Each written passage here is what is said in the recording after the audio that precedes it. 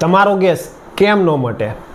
જમ્યા પછી પેટ ભારે રહેતું હોય એટલે ગેસ બનીને પેટ ફૂલાય, કડક થઈ જાય. ગેસ નીચે જવાને બદલે સીધો ઉપર ચડીને માથાનો દુખાવો, માઇગ્રેન, છાતીમાં ભાર અને ગભરામણ જેવું કરે છે. અને આના લીધે ઊંઘ ન આવી કે કબજિયાત જેવી સમસ્યા ઘર કરી જાય છે. ગેસની ગોળીઓ ગળવી જડમૂળથી ઈલાજ નથી, એટલે આના માટે પંચકર્મ કરાવવું જરૂરી છે.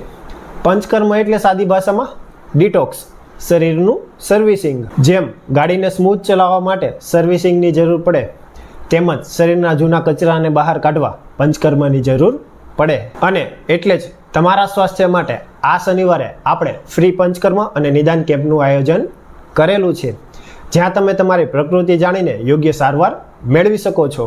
અપોઇન્ટમેન્ટ મર્યાદિત હોવાથી નીચે આપેલા નંબર પર અત્યારે જ કોલ કરીને અપોઇન્ટમેન્ટ બુક કરાવી લો. સ્વસ્તિ આયુર્વેદ પંચકર્મ હોસ્પિટલ, સુરત.